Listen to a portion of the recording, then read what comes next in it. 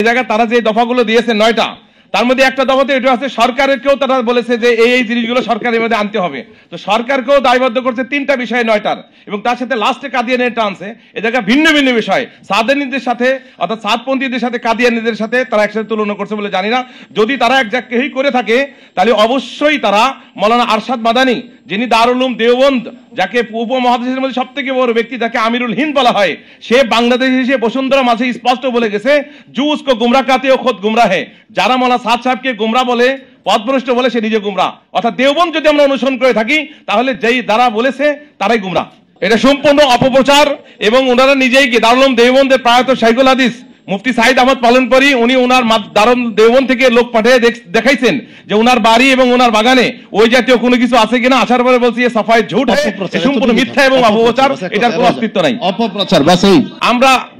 আমরা ভারতের দালাল নয়, বলকে আমরা বিজেপি সরকারের আমরা বিরোধী কথা বলি সর্বক্ষণ। এটাই মৌলানা সাদ কান্দলবিকে তার নিজের বাড়ি ছাড়া করছে ভারত সরকার, বিজেপি সরকার তার বাড়ি এবং মার্কাজ বন্ধ রেখেছে 1 বছর যাবত। যদি আমরা তাদেরই দালাল হইতাম তো আমাদের বাড়ি ঘর এবং মার্কাজ, বিশ্ব মার্কাজকে বন্ধ রেখে তারা এরকম মৌলানা সাদ সাহেবকে বাড়ি থেকে উৎখাত করছে। ওটা কোশ্চিন কালো, আমরা তাদের দালাল নয়, বলকে তাদের বিরুদ্ধে কথা বলে মৌলানা সাদ সাহেব। প্রথম আপনারা বললেন ঐক্যর চিন্তা আছে কিনা আমাদের মধ্যে। নিঃসন্দেহে আমরা দাবি করি আমরা ঐক্যর সাথে আছি। হযরত মাওলানা সাদ সাহেব দামাত বরকাতুহু সারা পৃথিবীর তাবলীগ জামাতের একক আমির। ওনাদের মধ্যে এখনো পর্যন্ত কোন ওনাকে যদি নাও মানে ওনাদের মধ্যে এখনো পর্যন্ত একক আমির বানাইতে পারে নাই। এক আমিরের মাধ্যমে আমরা সারা পৃথিবীতে তাবলীগের কাজ পরিচালনা করতেছি। এটা আমরা মনে করি ঐক্যের সাথে আছি। আমাদের মধ্যে থেকে কিছু ভাই কিছু জিনিস ভুল বুঝে ওনারা চলে গেছে, আশা করি চলে আসবে। আচ্ছা, পাল্টা ব্যাপারে আপনার প্রথমে আপনাদের ক্ষমা চেয়ে নিচ্ছি। আজকে যে সাংবাদিক সম্মেলন এখানে হচ্ছে অথবা মহাসমাবেশ, এটা কোনোটাই আমাদের তাবলীগের কার্যক্রমের পদ্ধতি না। আমরা মজবুর হয়ে আমাদের তাবলীগের কাজ পরিচালিত হয় মসজিদ থেকে।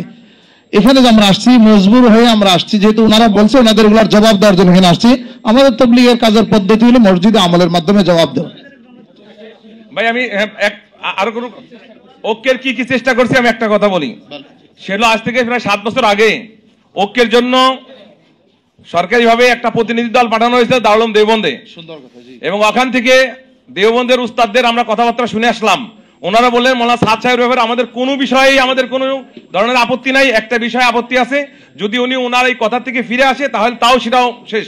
আমরা ওই মুহূর্তের মধ্যে দেওবন্দ থেকে আমরা নিজামুদ্দিন মার্কাজে আসছি। তার মধ্যে আমি নাম বলে দেই, মৌলানা মাহফুজুল হক সাহেব ছিলেন, মৌলানা জুবাইর সাহেব ছিলেন এবং মৌলানা উবাইদুল্লাহ ফারুক ছিলেন। তার মধ্যে সৈয়দ আসিফুল ইসলাম সাহেব ছিলেন আর আমি জিয়া বিন কাসেম ছিলাম। আমাদের 5 জনের প্রতিনিধি দল আমরা দেওবন্দে গিয়েছিলাম। তার মধ্যে উলামারাও ছিলেন, হেফাজতের লোক ছিলেন, বড় বাচ্চা শাইখুল হাদিস ছিলেন, জুবাইর সাহেব এবং অফিসার ছিলেন। এরপর নিজামুদ্দিন মার্কাজে এসে মৌলানা সাদ সাহেবকে যখন বলা হলো যে আপনার ব্যাপারে দারুল উলুম দেওবন্দ পুরা পরিষ্কার, শুধু একটা বিষয়ে তারা আপত্তি করতেছে, আপনি ওইটার ব্যাপারে ফিরে আসেন। উনি ওই জায়গার মধ্যে ঈশান নামাজের পর স্পষ্ট বলে দিলেন যে আমরা এরকম ভাবে ফিরে আমি ঠিক আছে, যদি উনাদের কথা অনুযায়ী ভুল বুঝে থাকে মুসা আলাইহিস সালাতু ওয়াস সালামের ব্যাপারে, আমি এর থেকে আমার কথার মধ্যে যদি ভুল হয়ে থাকে তো অবশ্যই আমি আমার কথা থেকে ফিরে আসলাম। এই কথা যখন এই যেই লোকগুলো আমরা 5 জনের নাম বললাম গেলাম, ওনাদেরকে যখন বলা হলো ওনারা বললো না আমাদের আর কোনো অভিযোগ নাই, মৌলানা সাদ কান্দলবি পুরা পরিষ্কার নিট এন্ড ক্লিন, অর্থাৎ ওনার ব্যাপারে আমাদের কোনো অভিযোগ নাই। পরবর্তীতে যখন দেশে ফিরে আসলাম, দেশে ফিরে আসার পরে ওনারা আবার আলাদা ভাগ হয়ে গেল। আর আমাদের ওই দেওবন্দ এবং নিজামুদ্দিনের যে কথাগুলো শুনে আসছে এই কথায় ওনারা আর ঐক্য হতে পারলেন না। এগুলো আমরা একটা রাখলাম। এরপরে বারংবার আমাদের যিনি প্রধান আছেন, যাদেরকে আপনার সৈয়দ আসিফুল ইসলাম বলেন, উনি খোলা চিঠি মৌলানা জুবাইর সাহেবের নামে লিখছেন এবং লিখে বলছেন আসেন আমরা ঘরোয়াভাবে সমাধান করি, আমরা বারবার বসি, কোনো সমস্যা হলে পরে এটা আমরা সমাধান একসাথে করি, অর্থাৎ তাবলীগের 2 পক্ষ আমরা না থাকি একসাথে হয়ে যাই। মৌলানা জুবাইর সাহেবের নামে বারবার চিঠি লেখা হয়েছে, উনি বসতে তৈরি হয় নাই। এলে 2।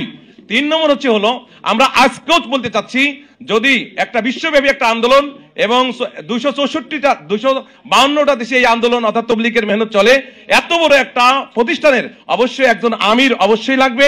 আপনারা নিজেও জানেন কোন দল আমির ছাড়া হইতে পারে না, সভাপতি ছাড়া হইতে পারে না, এবং একটা মার্কাজ তার কেন্দ্রবিন্দু লাগবে, একটা প্রাণ কেন্দ্র লাগবে। এই 2টা জিনিসের উপর যদি ওনারা এক হয়ে যায়, আমরা ওনাদের সাথে গলাগলি করতে এখনই ঐক্য করতে তৈরি আছি। কোন আমির ছাড়া অর্থাৎ একটা দলের সভাপতি ছাড়া এবং কোন একটা মার্কাজ এবং তার প্রাণ কেন্দ্র ছাড়া কোনোদিন ঐক্য আসা সম্ভব নয়।